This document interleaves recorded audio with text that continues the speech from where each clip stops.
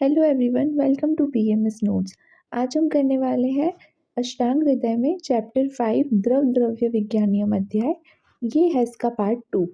अगर आपने पार्ट 1 नहीं देखा है तो पहले पार्ट 1 देखना, उसके बाद पार्ट 2 पे आना। अब पार्ट 2 में हम देखते हैं, सबसे पहले आता है तेल वर्ग।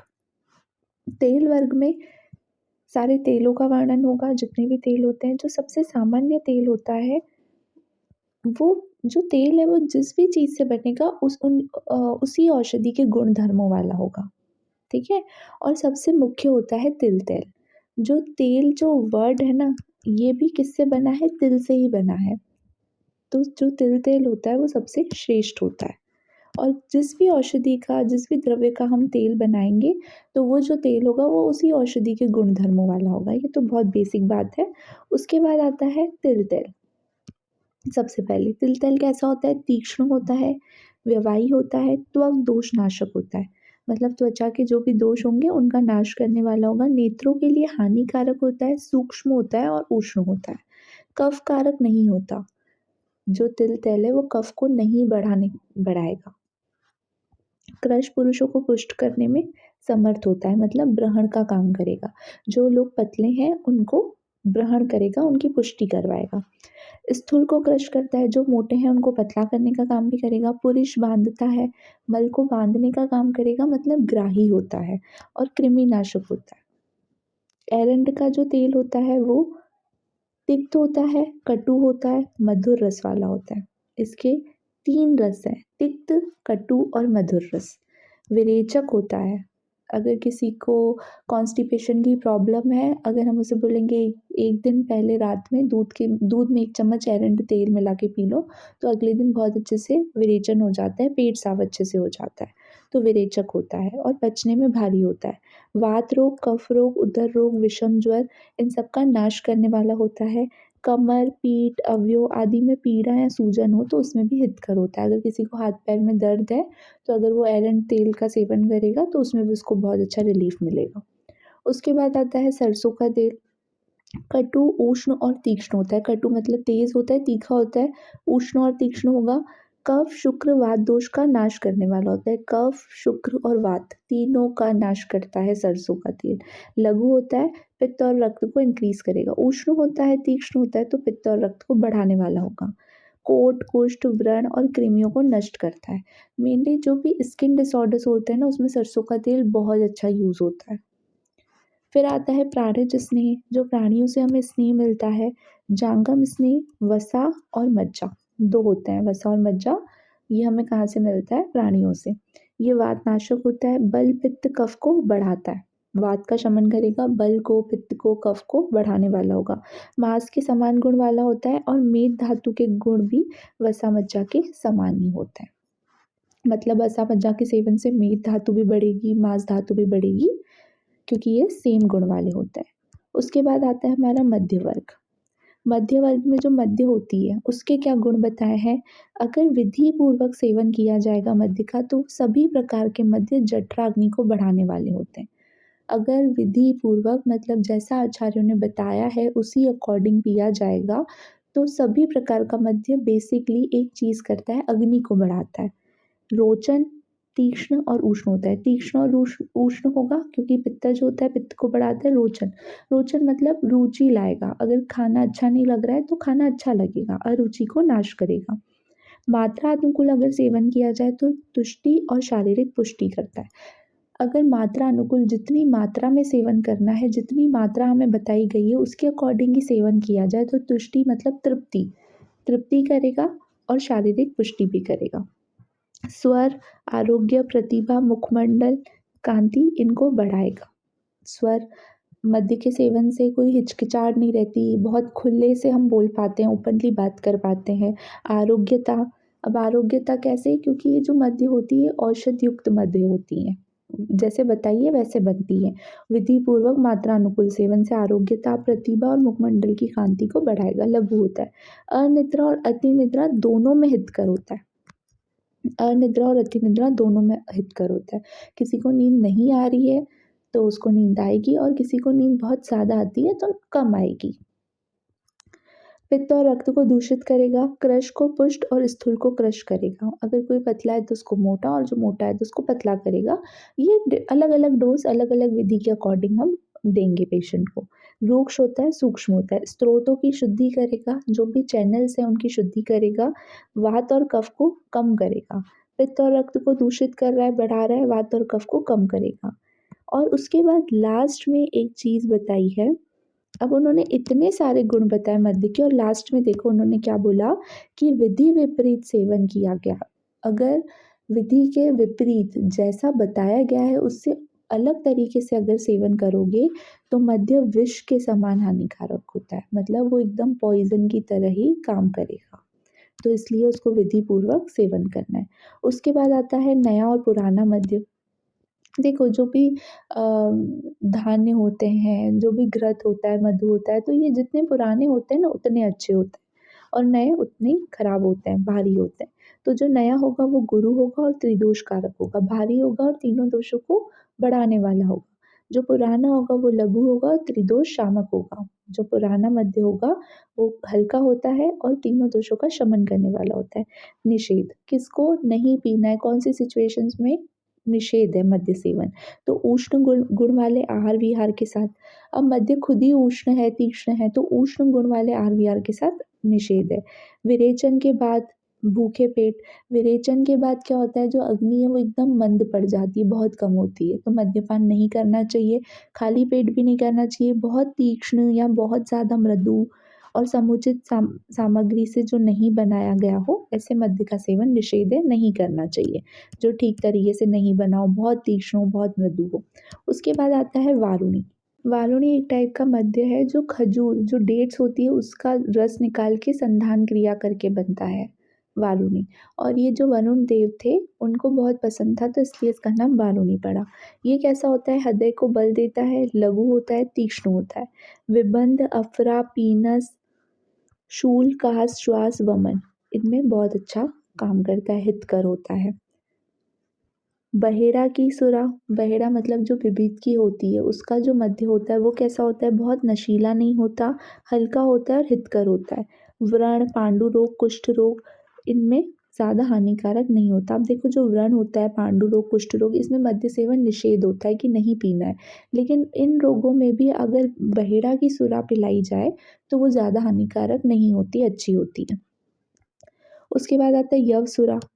ये कैसी होगी, विष्टम्भ कारक होगी। विष्टम्भ कारक मतलब कॉन्स्टिपेशन क्रिएट करेगी। गुरु होगी, रूक्ष होगी और त्रिदोष कारक होगी, तीनों दोषों को बढ़ाने वाली होगी, गुरु होगी और रूक्ष होगी।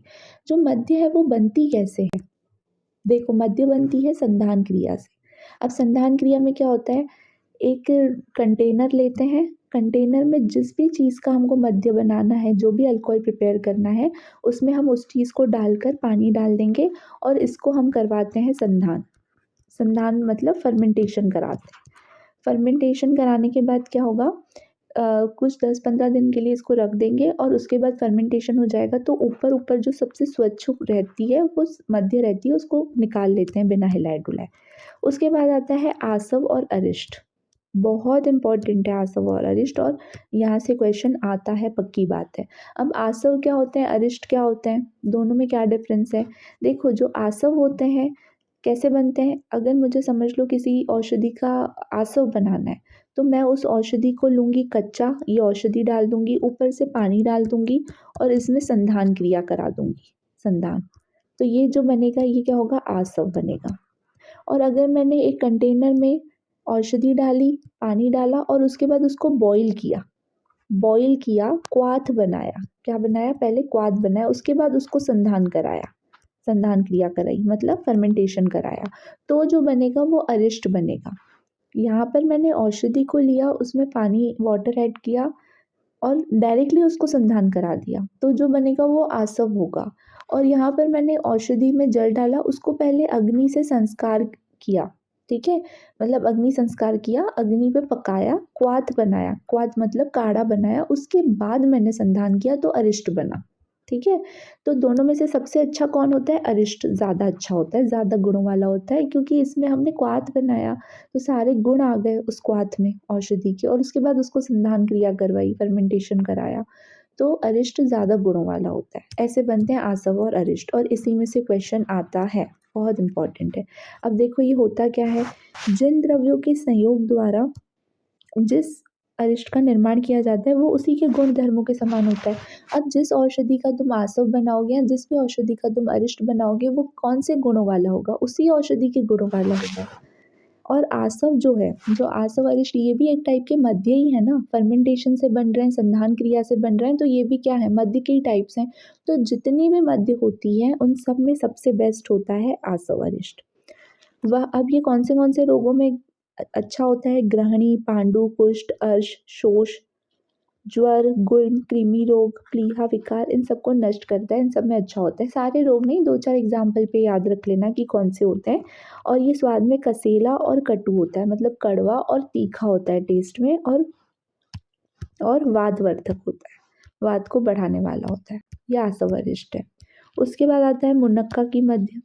अब देखो जिसकी भी जो मध्य होती है ना, डायरेक्ट उसका नाम ऐसे ही होता है, मुनक्का का रस लेना है, उसको फर्मेंटेशन कराना है, संधान क्रिया, तो जो बनेगी वो मुनक्का की मध्य होगी।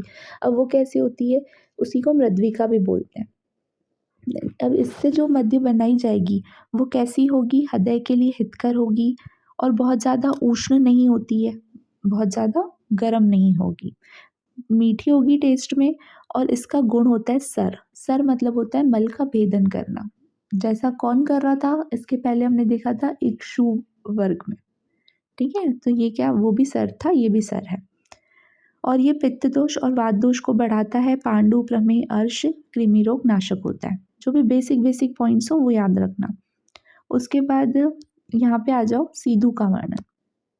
सीधु, अब सीधु क्या होता है, सीधु किसे कहते हैं, ईख और अंगूर जो होता है, जो भी ईख और अंगूर होते हैं, इनको पात्र में डालकर धूप में रखना है और 2-3 सप्ताह तक फर्मेंटेशन कराना है, संधान करवाना है। तो जो मद्य बनेगा उसको हम बोलते हैं सीधु। अब ये कैसा होता है, वात पित्त कारक होता है, मतलब वात और पित्त को बढ़ाएगा और स्नेह के कारण उत्पन्न हुए विकार और कफ विकारों को नष्ट करता है, ठीक है। मतलब कफ विकारों को नष्ट करेगा। और कफ विकार कैसे उत्पन्न होते हैं, स्नेह से स्निग्ध होते हैं, स्नेह की वजह से उत्पन्न होते हैं, तो उसमें ये बहुत अच्छा काम करता है। मेदो रोग, व्रण, शोथ, उदर विकार, अर्श रोग, इनको नष्ट करता है। कफजी विकार हैं ये सारे। मेदो रोग मतलब मोटा हो गया, स्थूल, व्रण, शोथ, उदर विकार, ये सब कफज विकार हैं, तो इन सबको नष्ट करेगा, ठीक है। उसके बाद आगे मध्य आसव पे आ जाओ।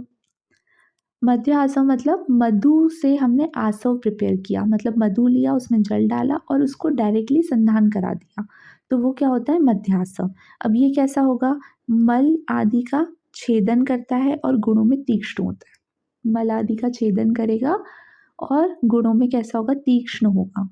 प्रमेह, पीनस, कास रोग को नष्ट करता है। मधु सबसे श्रेष्ठ शमन औषधि है कफ की, तो मध्य आसव, जो मधु का आसव बनेगा उसमें भी कैसे गुण होंगे, मधु के ही गुण होंगे, तो कफज विकारों में ही काम करेगा, प्रमेह, पीनस और कास रोग में।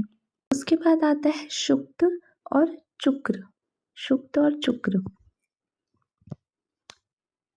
ये देखो शुक्त और चुक्र। अब ये क्या होता है, तुम लोगों ने कांजी सुना होगा, कांजी बनती है, मतलब जैसे चावल बनाते हैं हम, चावल को पकाकर रख देते हैं मिट्टी के पात्र में और उसमें थोड़ा सा पानी डाल के उसको रख देते हैं, 2 दिन के लिए रख देते हैं, तो फिर वो खट्टे हो जाते हैं।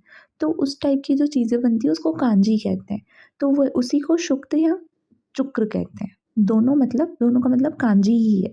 तो ये शुक्त कैसा होता है, इसके गुण क्या होंगे, रक्त, पित्त और कफ दोष को उभारता है और वात का अनुलोमन कराता है, मतलब जो वायु का मूवमेंट है उसको सही करेगा। बहुत ज़्यादा उष्ण, तीक्ष्ण, रुक्ष और अम्ल रस प्रदान होता है। जो शुक्त या चुक्र होते हैं, कांजी होती है, ये अम्ल रस प्रदान होती है, खट्टी होती हैं। हृदय के लिए हितकर होता है, रुचिकर होता है, सर होता है, अग्नि दीपन करेगा और स्पर्श में शीतल होता है। पांडु, नेत्र और कृमि रोगों का नाश करता है। उसके बाद आता है शांडा की। जो शांडा की होती है ये भी एक टाइप की कांजी ही होती है, शुक्त का ही टाइप है, बस अलग अलग द्रव्यों से बनती है। अब ये 3 से 4 दिन रख देने पर कैसी हो जाती है, खट्टी हो जाती है, रुचिकारक होती है और लघु होती है, मतलब इजीली पच जाएगी। उसके बाद आता है धान्य आम्ल। अब धान्य आम्ल क्या होता है, जब हम चावल पकाते हैं तो चावल पकते हैं तो ऊपर ऊपर पानी रहता है, उसको मांड बोलते हैं। तो 2 टाइप से चावल पकते हैं। एक तो हम वो मांड को पूरा एब्ज़ॉर्ब करा देते हैं चावल में, तो चावल बन जाते हैं, और कहीं-कहीं पर वो जो मांड रहता है ना ऊपर का पानी, उसको निकाल देते हैं चावल के पकने के बाद। उस टाइप से भी चावल बनते हैं। अपने घर पे मम्मी से पूछना तुम लोग। तो वो जो मांड जो रहता है वो निकाल देते हैं, तो वो वाले जो चावल होते हैं वो बहुत अच्छे होते हैं। अब उस मांड का अगर मैं संधान क्रिया करा रही हूँ, फर्मेंटेशन करा रही हूँ 1-2 दिनों तक, तो जो वो बनेगा ना, उसको बोलते हैं धान्याम्ल। 3-4 दिन तक फर्मेंटेशन संधान के बाद जो प्रिपेयर होगा वो होता है धान्याम्ल। अब धान्याम्ल 2 टाइप्स का होता है, एक सोविरक होता है, एक तुशोदक होता है। अब अगर मैंने जो चावल है वो छिलके के साथ ही यूज़ किए हैं, जो मांड मैंने निकाला है वो उसमें जो चावल यूज़ किए हैं वो छिलके के साथ हैं, जो उसकी कोटिंग होती है, कवरिंग होती है उसके साथ ही हैं, तो उसको क्या बोलते हैं? तुषोदक। तुष मतलब होता है जो उसकी कवरिंग होती है, धान्य की जो चावल की कवरिंग होती है उसको तुष बोलते हैं। अगर उसके साथ ही मैं चावल को पका रही हूँ और मांड को निकाल कर संधान करा रही हूँ और धान्य अम्ल प्रिपेयर कर रही हूँ, तो उसको मैं बोलूँगी तुषोदक। तुष के साथ बना रही हूँ। और अगर मैं बिना तुष को, मतलब तुष को निकाल कर जो चावल है उसका संधान करा रही हूँ, मंड उसका मंड निकाल कर संधान करा रही हूँ, तो उसको बोलते हैं सोविरक। इसमें तुष रहित यव समूह होता है, मतलब बिना छिलके का जो धान्याम्ल बनता है वो सोविरक, और जो छिलके के साथ बनता है उसको तुषोदक बोलते हैं। अब ये कैसा होता है? पुरुष का भेदन करने वाला होगा। भेदन मतलब उसको तोड़ेगा, सर होगा, उसको ईज़िली बाहर निकालेगा पुरुष को। तीक्ष्ण होता है, उष्ण होता है, पित्तवर्धक होता है और स्पर्श में शीतल होता है। मतलब अगर टच करोगे तो ठंडा होगा, और वैसे कैसा होगा उसका वीर्य? उष्ण होगा, पित्तवर्धक होगा। श्रम, क्लम, जो भी थकावट होती है, मानसिक थकावट, शारीरिक थकावट, उसको दूर करेगा। रुचिवर्धक, दीपन, बस्ती, शूलनाशक, निरुबस्ती में यूज़ होता है। हृदय के लिए हितकर होता है, पाचन में लघु होता है, वात कफ दोष को नष्ट करता है। उसके बाद आ जाओ मूत्र वर्ग, हमारा लास्ट है। अब मूत्र वर्ग में आचार्य वाग्भट ने कितने टाइप्स के मूत्र माने हैं? 8 टाइप्स के मूत्र माने। आचार्य चरक ने भी 8 ही टाइप्स के मूत्र माने। आचार्य चरक ने भी 8 ही टाइप्स के मूत्र माने। किसका मूत्र नहीं माना है? मानुष मूत्र नहीं माना है। मानुष मूत्र नहीं माना है, दोनों नहीं, आचार्य वाग्भट ने भी और आचार्य चरक ने भी। और आचार्य चरक ने दुग्ध किसका नहीं माना है? आचार्य चरक ने 8 टाइप्स के दुग्ध माने। किसका दुग्ध नहीं माना है? खर का दुग्ध नहीं माना है, मतलब जो गधा होता है उसका दुग्ध नहीं माना है, और आचार्य वाग्भट ने माना है। अब इनके बहुत बेसिक से गुण हैं, देखो। जो मूत्र होते हैं वो कैसे होते हैं? पित्त कारक होते हैं, रुक्ष होते हैं, तीक्ष्ण होते हैं, उष्ण होते हैं, गर्म होते हैं, रफ होते हैं, तीक्ष्ण होते हैं, लवण और कटु रस युक्त होते हैं। ठीक है, मतलब लवण नमकीन होंगे, और कटु रस, कटु मतलब तीखा, तो लवण और कटु रस युक्त होते हैं। अब ये कौन से विकारों में काम करते हैं? कृमि, शोथ, उदर रोग, आना, शूल, पांडु, कफ विकार, वात विकार। कफ और वात शीत होते हैं, मूत्र उष्ण है तो दोनों में हेल्प करेगा। गुल, मरीचि, विषकर, शिवित्र, स्किन डिसऑर्डर है, अर्श, कुष्ठ, इन सब रोगों को नष्ट करते हैं, शांत करने में हेल्प करते हैं। तो यहाँ पर हमारा ये चैप्टर कंप्लीट हो गया है। अगर आपको ये नोट्स चाहिए हो तो नीचे डिस्क्रिप्शन बॉक्स में व्हाट्सएप ग्रुप की लिंक है और व्हाट्सएप नंबर भी है, तो आप मुझसे ले सकते हो। और अगर आपको ये चैप्टर अच्छे से समझ में आया हो, वीडियो अच्छा लगा हो, तो प्लीज़ चैनल को सब्सक्राइब करना, वीडियो को लाइक करना, कमेंट करना और शेयर करना अपने फ्रेंड्स के साथ। Thank you for watching.